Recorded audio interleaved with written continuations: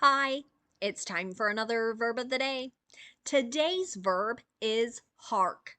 Let's take a look at the definition of this verb. The verb hark generally means to listen.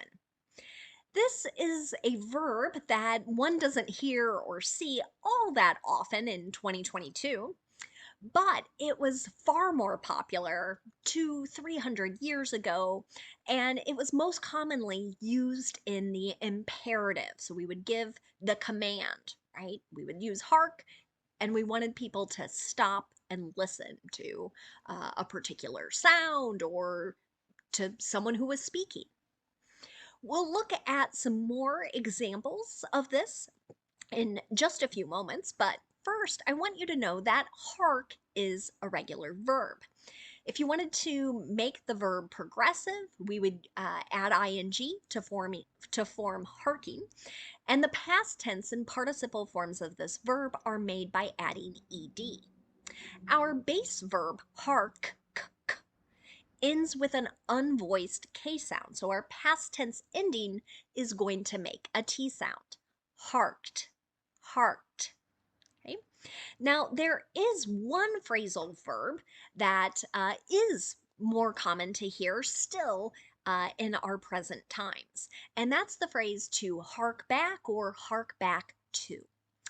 Generally, this is used when we want to note that something is either mentioning or remembering, recalling something from the past.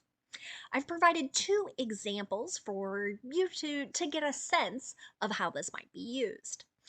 In the first example, the new sneaker harks back to an early 2000s running shoe, right?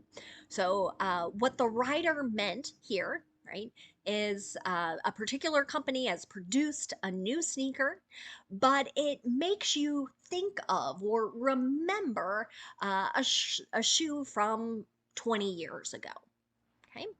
The second example, the battle in northeastern Syria, harked back to earlier times.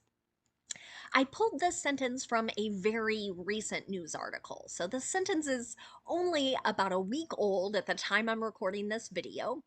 And so it's talking about ongoing battles, conflicts in the nation of Syria.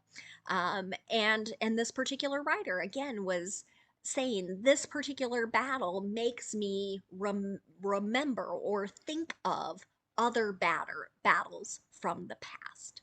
So there are two more modern ways you might see hark used, particularly if you're reading. I found most of my examples in various magazine, newspaper articles, again, always sort of signaling that it's making someone remember something from the past. But now let's take a look at some of those older examples. All of these examples are going to tie back to that first definition of the main verb we looked at, listening. Okay, so the first example I have is a poem from 1823. And the part of the poem I grabbed here is, "But hark, his welcome feet are near, thy rising grief suppress. By darkness veiled, he hastens here to comfort and to bless."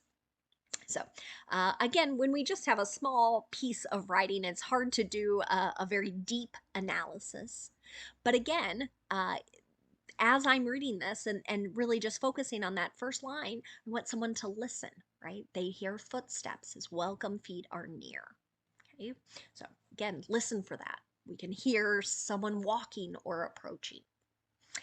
The second example I have is of hark. Was actually the first thing I thought of, and it's a very popular Christmas carol, a song, a religious song, I should say, that is sung by many people who practice a Christian faith and celebrate Christmas.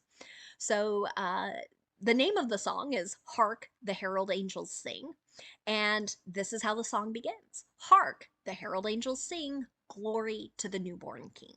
Right? So this is a particular song celebrating the birth of Jesus. Okay.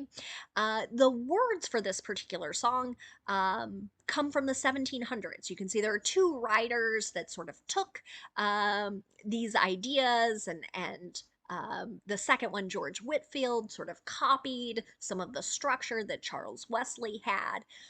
So together they are given credit, I believe, for the words in this particular song. So you might hear this sung around the holidays. But again, the idea here is listen.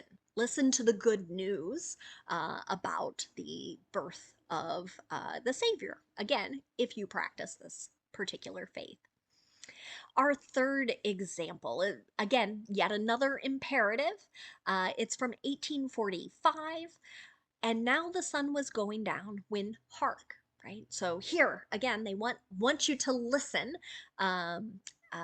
In this particular line, you might almost think of this as sort of like a pay attention in more modern terms.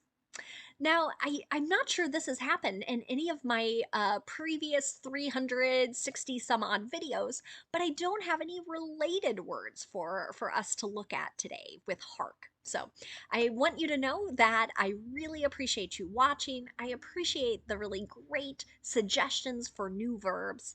I hope you'll continue watching, share the videos with your friends, and most importantly, I hope you have a great day.